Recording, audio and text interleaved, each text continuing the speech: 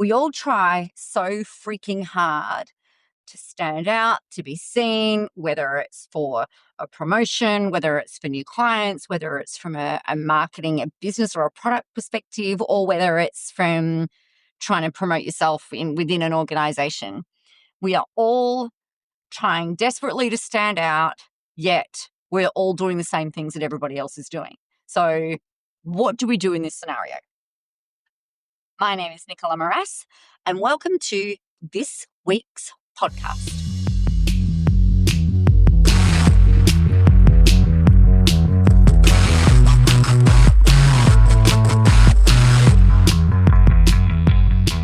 So I was thinking about this the other day, and if you may or may not know, I play and coach roller derby, and it is one of my most favorite things to do on the planet outside of my work and outside of spending time with my family and things like that.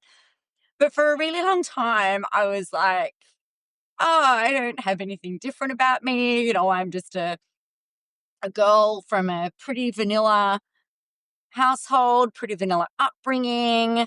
I haven't had any huge things that I've had to face in terms of adversity. I didn't actually think that there was anything really very different or special about me. And it's really funny because in the roller derby world, roller derby is really normal, right? It's just kind of what we do. And one of the funny questions that we get asked often if we have a guest coach come in or something like that, they might ask us, so, what's the coolest thing about you? What's the funnest fact about you? And well, generally speaking, the funnest thing or the thing that makes us different is the fact that we play roller derby. So you can't use that because everybody in that scenario plays roller derby. So we have to think about, well, what thing can we say that makes us different? And for me, I was just like, I get stumped trying to work out how I'm going to answer that particular question, because to me, it's all just normal. So what I was thinking about is like, oh, well, I live in the middle of nowhere. Well, I did live in the middle of nowhere before I moved 3 months ago. I live in the middle of nowhere. It's kind of like the Las Vegas of Australia, except without the fun casinos and nightlife and stuff and the neon signs. So like it's like, okay, so that's pretty cool. Like what I do for work is pretty cool. I get to help people stand out, create the gasp, lead boldly, do really cool things and help more people that they want to help in their worlds. And I think that's pretty badass. In the business world, I'm kind of like, oh, that seems pretty like ho-hum. So I can understand when I have clients who say, oh, I just don't know what it is about me that's so special or that's going to be different from XYZ person. And one of the things that I get people to do who have been asking that question, which maybe you've had that question yourself, imposter syndrome can kick in, the tall poppy syndrome stuff can almost kick in as well when you're pondering things about other people or, what they might be thinking and how they perceive you. The thing to always come back to is like, okay, well, let's look at this from a logical perspective. What strengths of character have you got? What is your experience that you have lived in your professional world? What are the experiences that you have lived in your timeline of your life on a personal level? For me, if I go back and I'm like, oh my goodness, I used to, if I think about the personal timeline, I dreamed of being on stage as a kid. I always wanted to help people have fun. I wanted to entertain. I wanted to enjoy what it was that I was doing.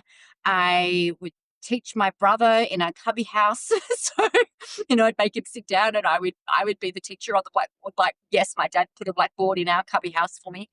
I would sing and teach the crops over our back fence. I would librarize my books in my bedroom. I created fun clubs with a membership base of one, being me. I was also the president and the highest fee paying member. And I guess I would live in these really cool imaginary worlds that were very full of structure, incidentally. And that was just kind of like this natural thing for me, as well as the performance side of things and whatever. So I played the violin, I played the clarinet, I was in drama at school. I didn't create much drama, but I was in drama at school, did music lessons, like all of that stuff. I was in the choir, and I really loved all of that. But to me, it was just kind of like, oh, yeah, that's just, whatever. In my early 20s, I ended up in a really shitty relationship that I was kind of lucky to get out alive from.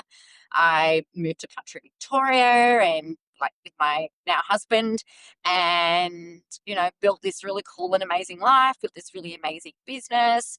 And, I went through some stuff working for corporate and then, here I am doing what I do.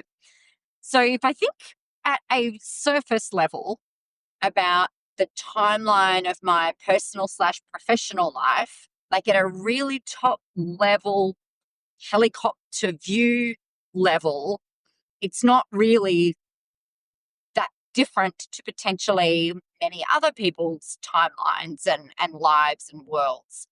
But as we drill down into those pockets of time and you think about what you did, who you were, what you went through, how your life changed through those periods of time, what you'll start to identify when you do it for you is that there were absolutely things that forced you to change or do things differently.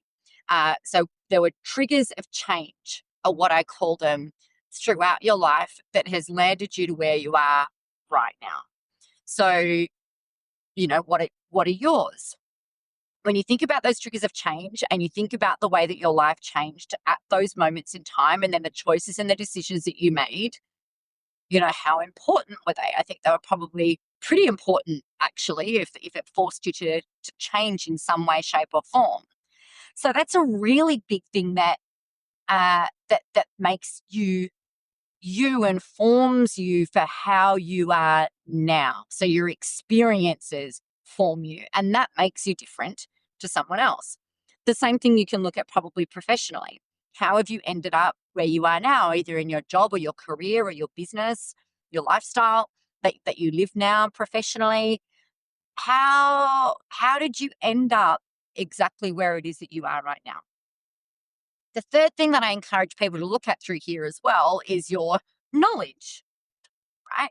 So, your knowledge, if you think about it, is not just the thing that you are perhaps qualified in, though that can be really cool. How many qualifications have you got? How many certifications have you got? For some people, it's a lot. For some people, it's not many. But what about your learned experiences? So not just your college degrees or university degrees and certificates and things like that, but what about that other knowledge that you've learned along the way? And I guess that's where a lot of people will overlook it and be like, oh, but that person's got 3 degrees and a PhD and this and that. And often what can happen is that we can then doubt our brilliance because we're just looking at the formal qualifications rather than also looking at the informal qualifications.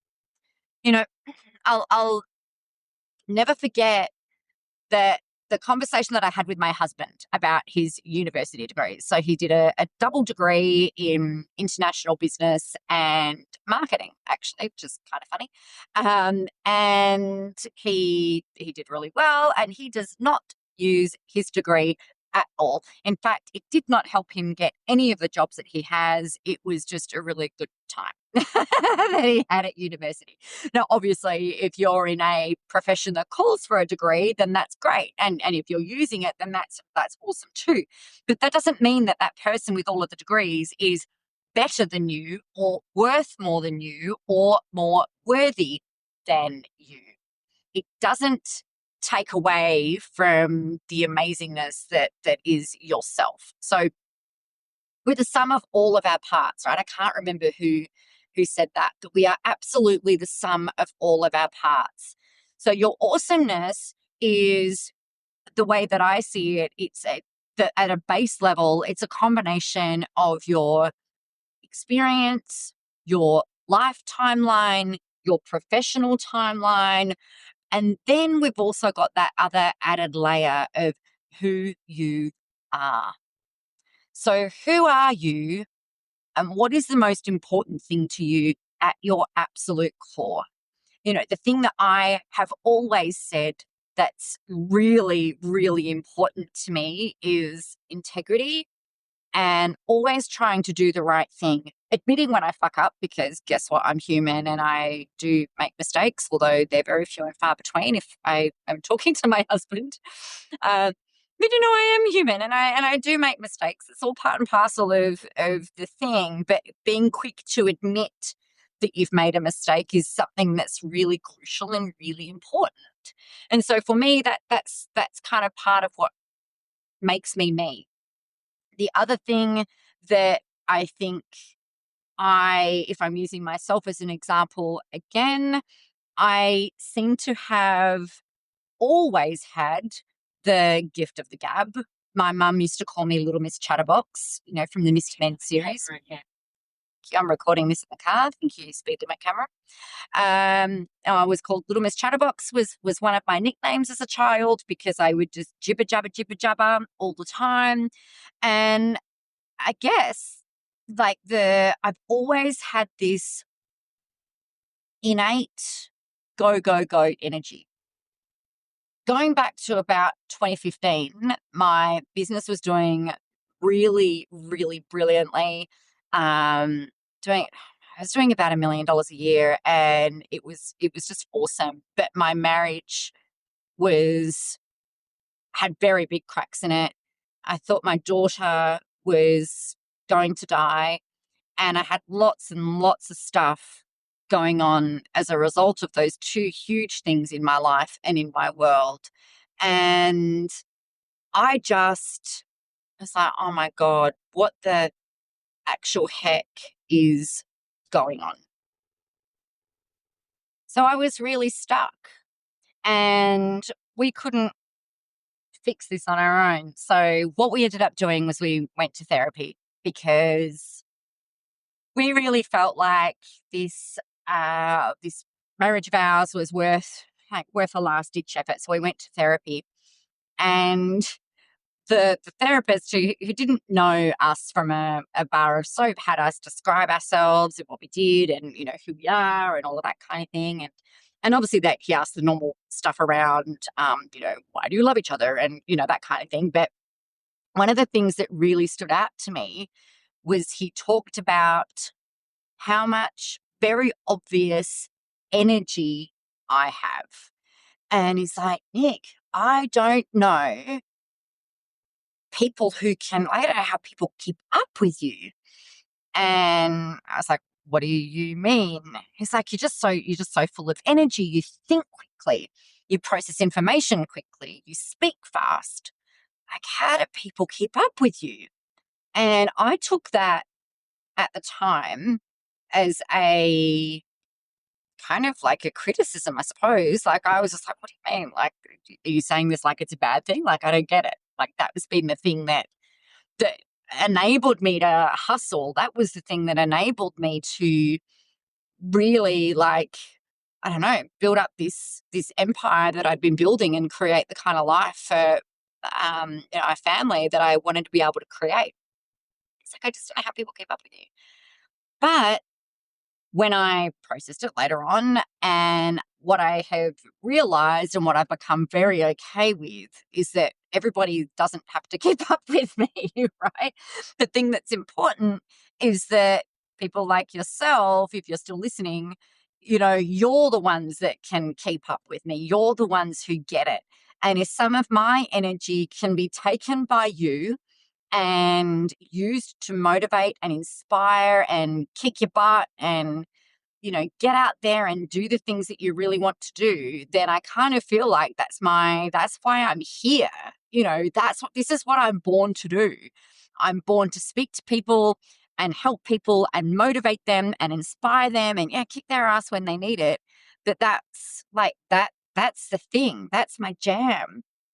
And so yes, I'm the sum of all of my experiences and my life experience and my qualifications and everything else, but I'm still very much who I am and who I've always been at my core. So when I think about putting myself out there or marketing myself or anything like that, I always come back to just be you. Just do you. People are going to like you. There are going to be people that don't like you, and that's okay. You're not everybody's cup of tea, and you don't need to be. Not everybody likes tea. Not everybody even wants tea. So, how this applies to you. Are there breadcrumbs of your throughout your life when you look at it, that indicates and reminds you how of who you are and how you are and why that makes you so freaking amazing? Because it could be the fact that you have got 11 qualifications and you also play the banjo on the weekend. I don't know, or the bagpipes, or ride bikes, or you restore old cars, or whatever. Like, I think the problem that we have when we're trying to position ourselves as being different and trying to get the edge over the competition is that we revert to playing very safe because we don't want to be taken the wrong way. We don't want to be perceived as being egotistical or narcissistic. And instead we play it safe. And when you play it safe, you blend in. And when you blend in, you very obviously don't stand out.